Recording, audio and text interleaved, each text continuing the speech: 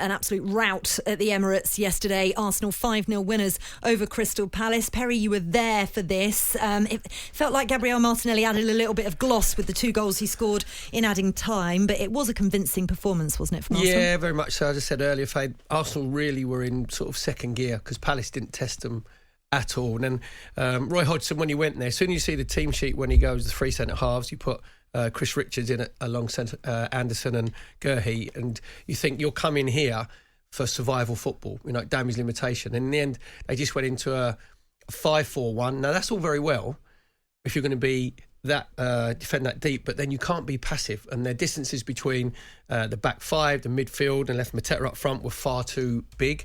So Arsenal, what they like doing is playing in the pockets, don't they? Where Odegaard gets on the ball and gets himself turned. Zinchenko, nobody was picking Zinchenko up, but for well he likes to come and overload in midfield. So Arsenal weren't their free-flying best, but they didn't have to be because, as I say, if Roy Hodgson stays in charge of Crystal Palace, then they're going to be in a relegation battle because I just think sometimes managers lose their mojo, which I think he has. It's impossible. Like Roy Hodgson's been a brilliant ambassador for football, brilliant manager, all the clubs that he's managed, all the different countries around Europe, around the world. And when you're 76, it's impossible to have that drive. It's impossible to have the same edge to you when you're 76. You know what I mean? I don't know. I've interviewed him a lot recently. He still has that edge. He is a very angry man when they've lost. Him and his coaching team put so much into it. He gets incredibly frustrated. But he wasn't yesterday. I feel still like he's got it. No, I think so.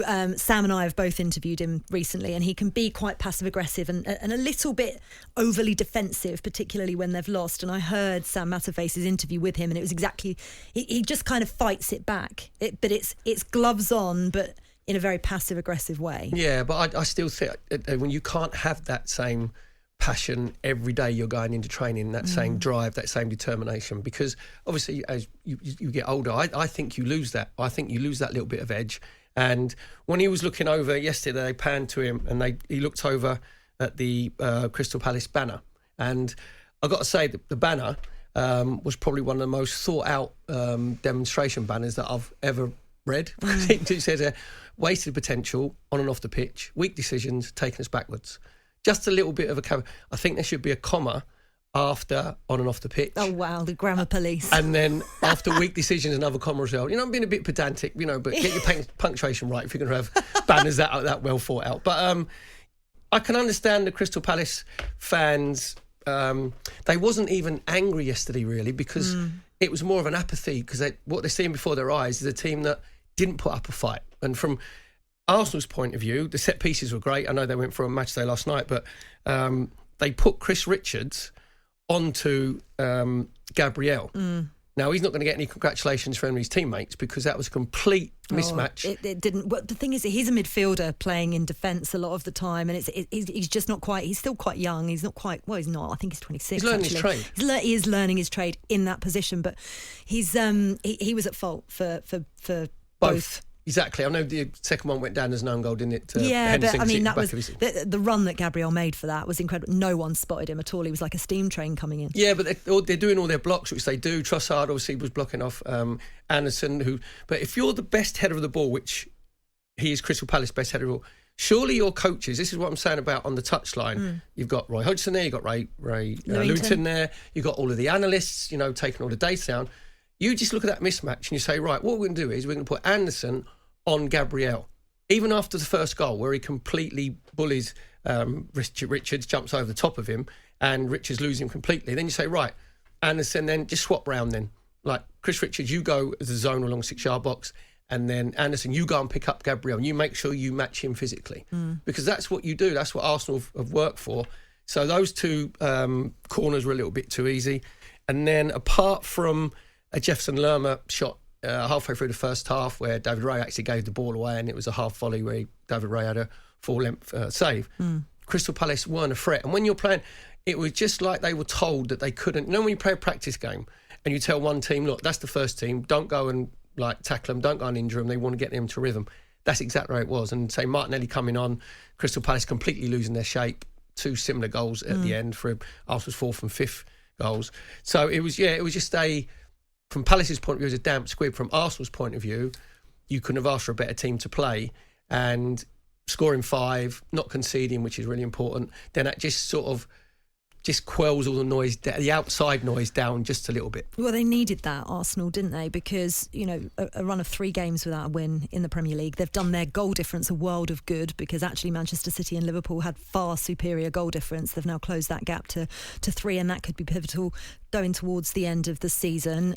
They've now made sure that they're 2 points behind City and Liverpool. Obviously, Liverpool playing Bournemouth today. And it's going to be interesting to see. I know we're not focusing on Liverpool, but I find it quite fascinating this season. Obviously, Manchester City had a slow start, which, they notoriously do.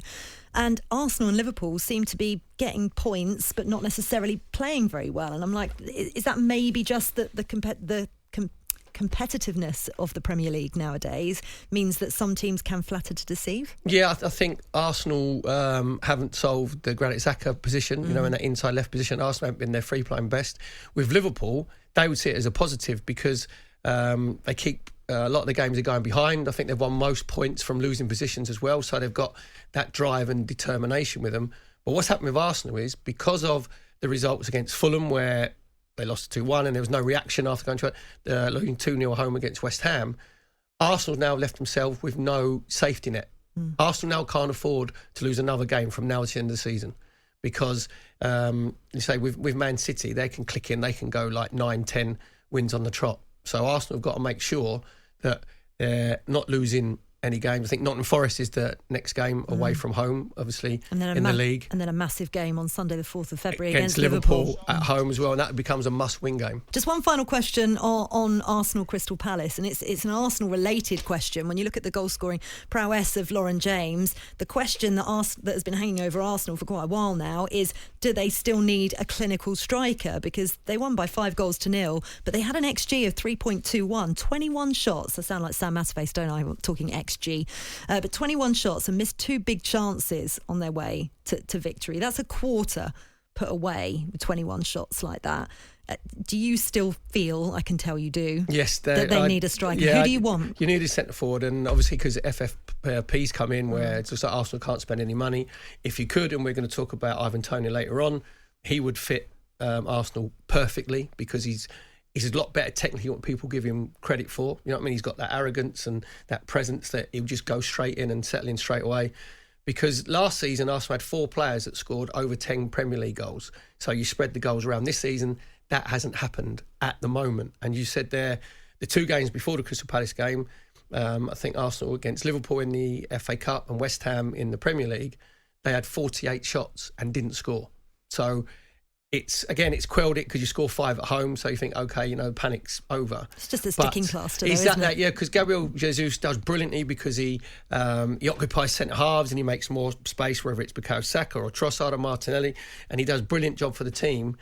But if you're lucky, he's going to get you between 12 and 15 goals on a good season. So I still think Arsenal need a centre forward. Yeah, I agree with you. That was a look at the biggest game of the weekend with Enterprise Rent-A-Car.